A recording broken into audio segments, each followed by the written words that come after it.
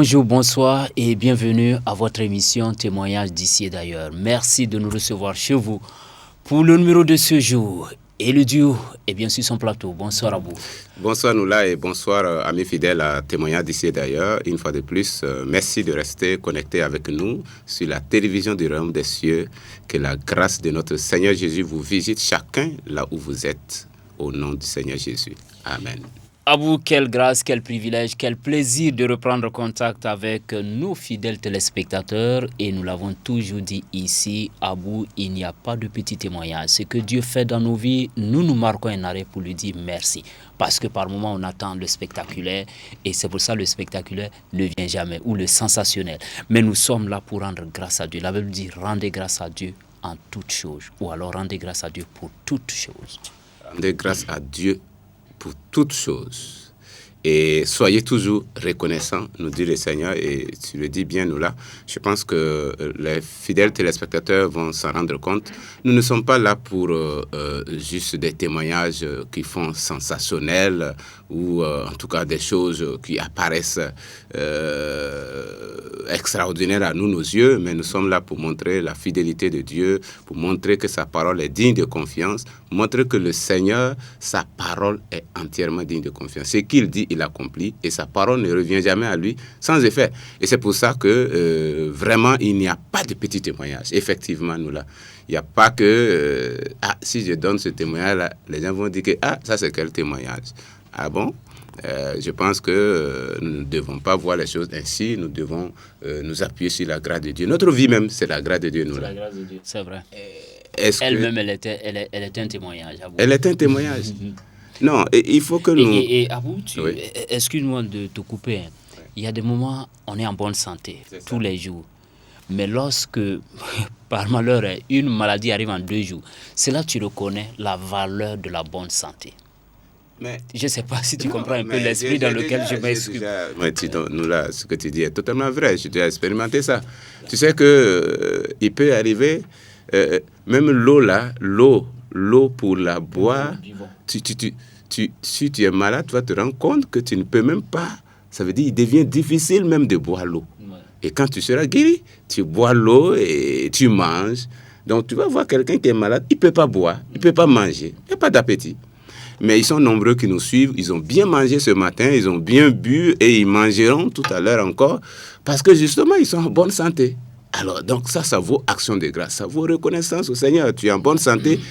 Écoute, il n'y a rien qui équivaut justement à la bonne santé parce qu'il y a des gens qui sont malades, ils peuvent utiliser tous les moyens, mais ne pas recouvrir la bonne santé. Et donc, c'est un point d'action de grâce. La bonne santé que nous avons, c'est quelque chose d'important. Et nous disons merci au Seigneur de nous donner la grâce de pouvoir être en bonne santé pour venir être sur ce plateau. Amen. Ouais. Et Abou, on le disait dans un numéro précédent, hein, le mois de novembre, l'homme de Dieu, sous l'inspiration du Saint-Esprit, il est dit, va dans ta maison, vers les tiens, dans ta ville et ton pays, et raconte-leur tout ce que le Seigneur t'a fait. Ce soir, nous sommes encore pour raconter ce que le Seigneur a fait. D'abord, nous-mêmes dans nos vies, mais aussi ceux qui suivent et ceux qui sont fidèles à la télévision du Royaume des Cieux, Impact TV. Oui. Et donc, c'est pourquoi Témoignage d'ici et d'ailleurs est là, c'est pour raconter vraiment ce que le Seigneur a fait dans les vies. Oui, et c'est ça. C'est pour ça que, ça nous donne l'occasion de nous arrêter et puis faire une petite comptabilité des bienfaits du Seigneur. C'est vrai. Et pour nous rendre compte que, honnêtement, si nous sommes sincères, chacun d'entre nous a quelque chose à dire au Seigneur. Il n'y a pas quelqu'un qui peut se lever du lever du soleil jusqu'à son coucher et dire que Dieu n'a rien fait pour moi. Non, il n'y en a pas. Donc, dans nos familles, dans notre travail, pour notre santé, dans notre vie spirituelle, devant les problèmes, il y a des problèmes même, tu ne sais même pas où il faut commencer pour y t'en sortir. Et le Seigneur te fait sortir. Tu sais ce que l'on peut remarquer dans les églises, c'est que quand on est nouvellement converti, on est prêt à donner des témoignages. Mais au fur et à mesure que les années passent, à un moment donné, je ne sais pas si on prend sa retraite en témoignage, excuse-moi, mais on a l'impression que c'est les gens qui viennent à l'église 2 ans, 3 ans plus tard. Je ne sais pas, peut-être qu'on s'attend à des choses sensationnelles, spectaculaires, mais qui au finish n'arrivent pas. peut-être aussi on n'a pas cette humilité de s'arrêter et rendre grâce à Dieu pour ces petites choses. Et aussi le témoignage, il n'y a pas que des progrès naturels, Abou. Il y a les progrès spirituels qui sont, à mon avis, les plus importants avant les progrès que nous appelons progrès matériels ou résultats matériels ou guérison, même au-delà de la guérison. Abou, la paix que l'on a, la joie que l'on a, le fait d'être quelqu'un, même quand quelqu'un dit je suis libéré du complexe d'infériorité, mais c'est un grand témoignage. Oui, c'est ça. Et ça, je crois que c'est à la fois aussi une invite, un encouragement à chacun d'entre nous, à tout le peuple de Dieu. Oui, parce qu'il ne faut pas penser qu'on est assez ancien dans l'Église pour ne pas témoigner. Au contraire, c'est parce qu'on est ancien qu'on a une maturité dans la parole de Dieu et que nous avons expérimenté la parole de Dieu sur bien des plans que nous devons témoigner.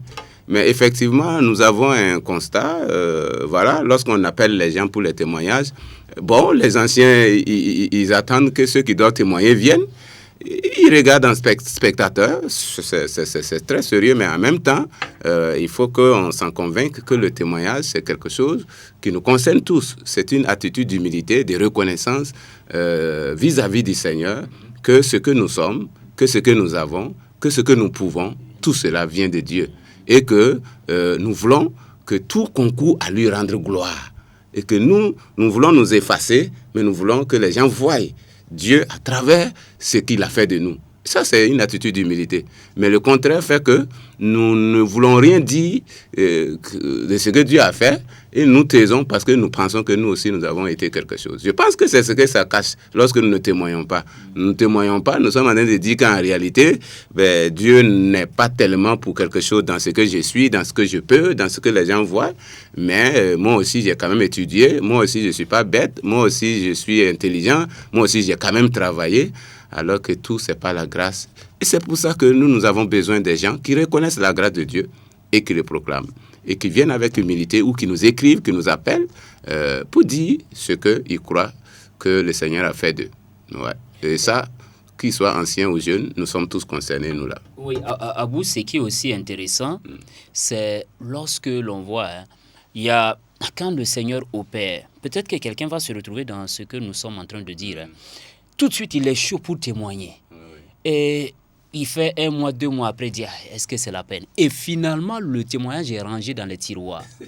Non, Abou, on est ensemble, on travaille et on est tous, on a vu tous ces cas-là. La personne dit, bon, je vais vous appeler, ou alors la personne dit, je vais vous envoyer mon témoignage. Et jusqu'à ce qu'on arrive à la fin de l'année, nous sommes d'ailleurs vers la fin de cette année, on ne voit pas la personne. Donc on a procrastiné, et finalement, le jour J n'est pas arrivé. Mais c'est un piège. C'est un piège parce que, en fait, voyez-vous, nous empêchons que les gens voient la gloire de Dieu. Dieu fait des choses dans notre vie et par notre attitude, nous ne permettons pas aux gens de voir la gloire de Dieu. Si Dieu fait de nous, fait des choses à travers nous, c'est pas pour autre chose, c'est pour sa gloire.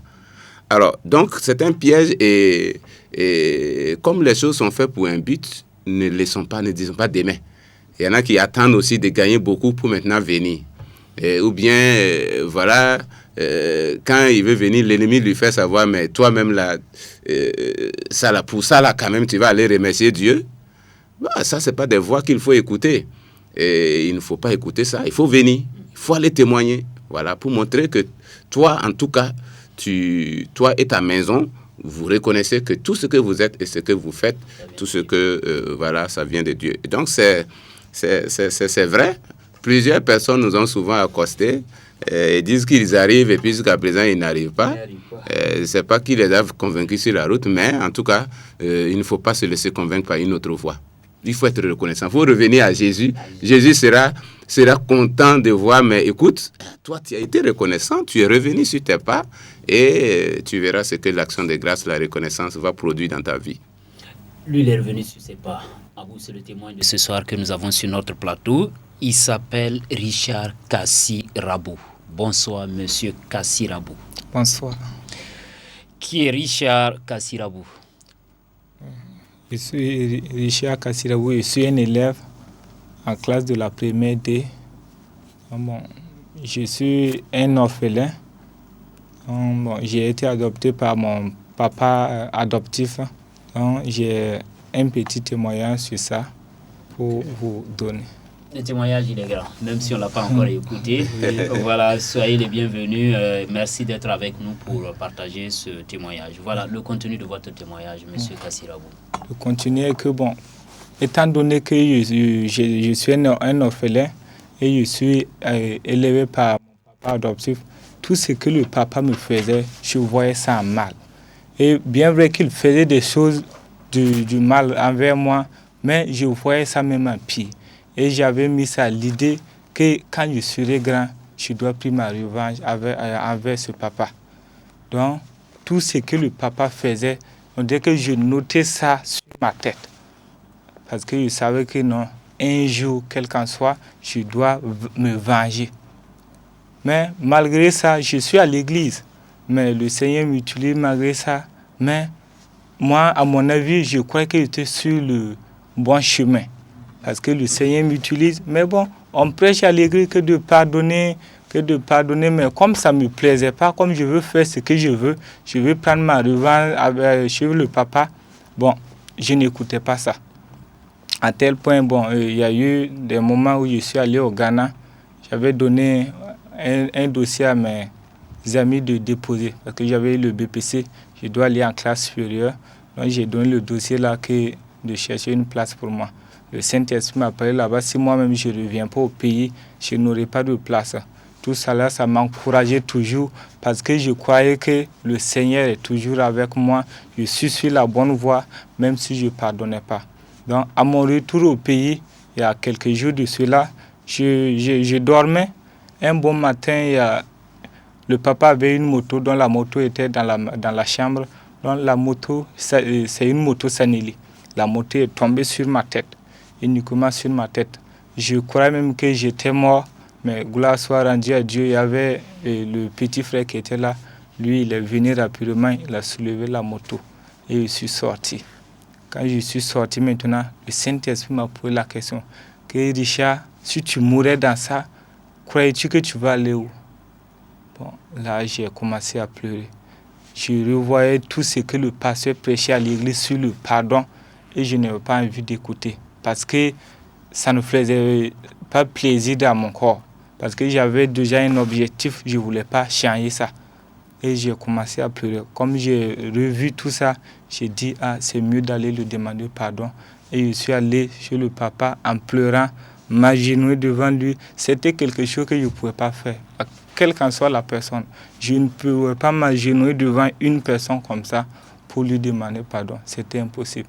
Mais par la grâce de Dieu, j'ai pu ce jour-là m'agenouiller devant le papa et lui demander pardon. Et le papa vraiment m'a pardonné.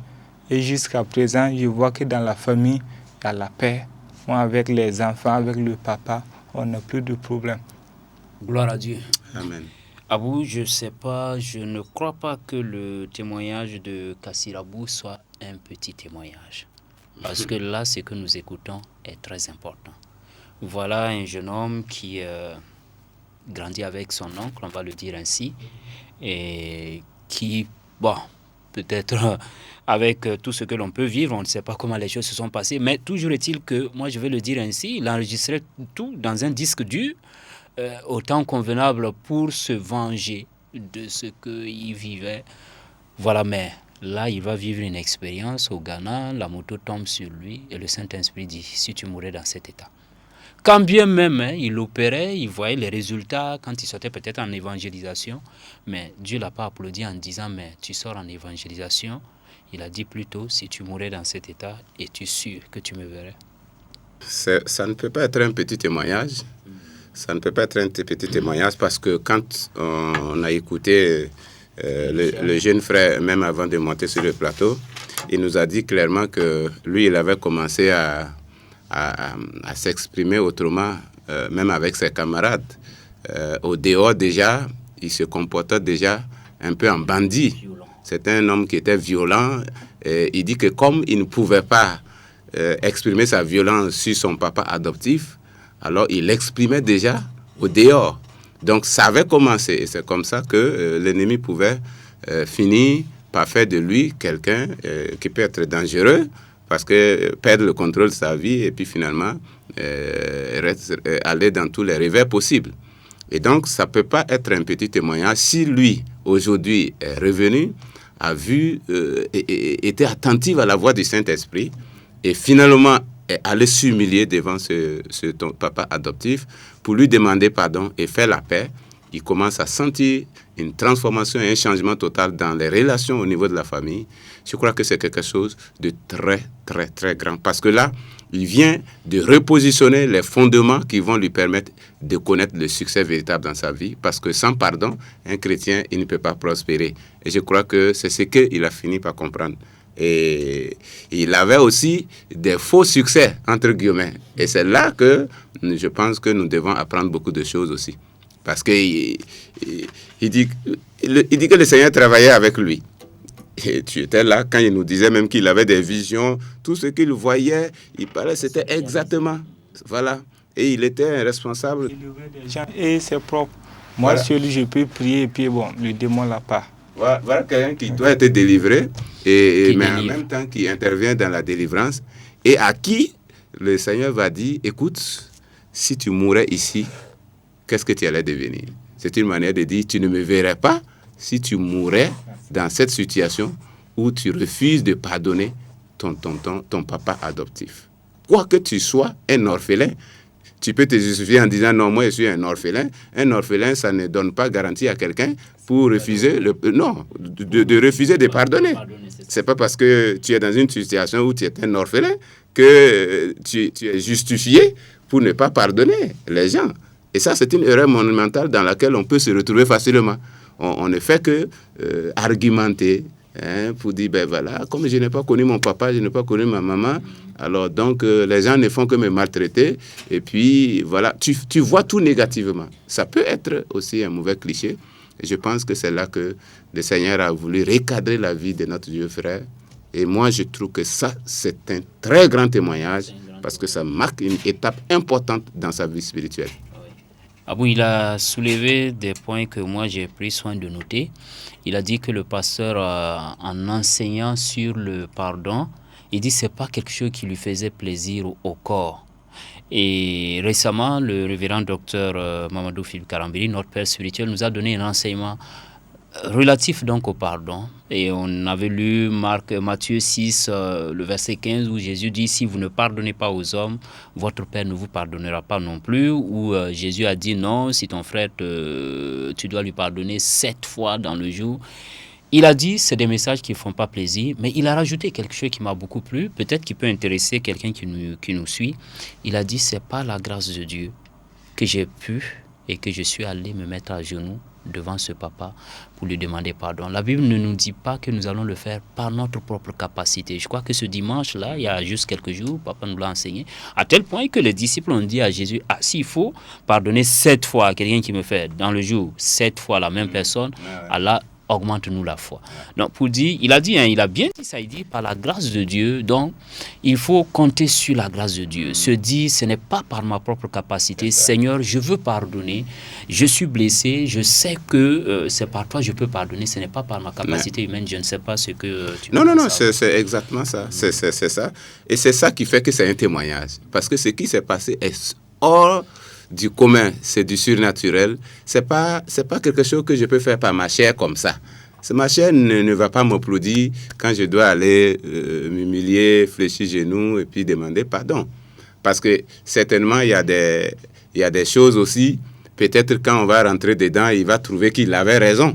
Mais Dieu ne dit pas, écoute, regarde tes raisons, si tu as raison, ne demande pas pardon. Je crois que c'est ça, souvent. C'est lorsque nous prenons le temps de chercher à voir toutes nos raisons, nous manquons finalement le code parce que nous-mêmes, nous sommes des bénéfices de la grâce de Dieu. Ce ne sommes que la résultante de la grâce, de l'amour de Dieu qui nous a pardonné. Donc, vraiment, il a eu un très bon réflexe de revenir sur ses pas, d'écouter les enseignements des pasteurs et puis finalement aller fléchir genoux. Et voilà, aujourd'hui, il est en paix.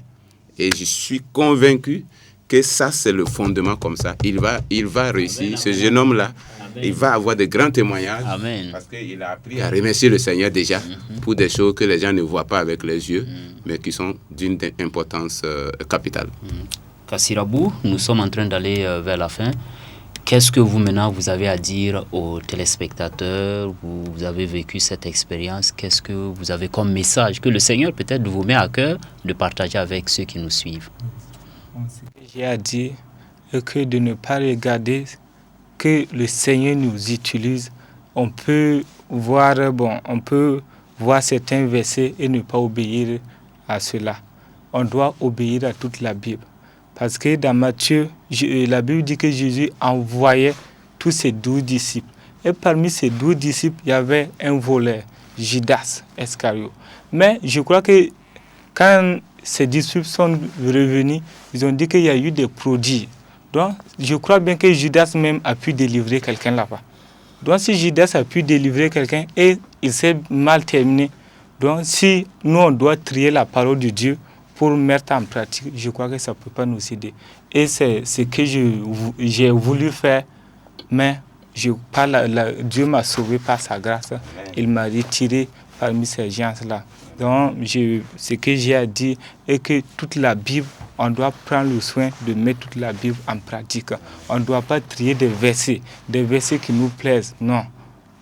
On doit mettre toute la Bible en pratique. Quand bien même que le Seigneur nous utilise, on doit mettre toute la Bible. Pardonner ce que Dieu dit de faire, on doit faire. Amen. Merci Kassirabou. C'est Richard, l'invité de ce soir, notre témoin. On n'a pas invité, c'est lui-même qui a fait le déplacement. Merci d'avoir été avec nous à bout. La Bible n'est pas à trier. Et il nous donne cette très belle leçon. On ne va pas regarder seulement ce qui nous donne des miracles.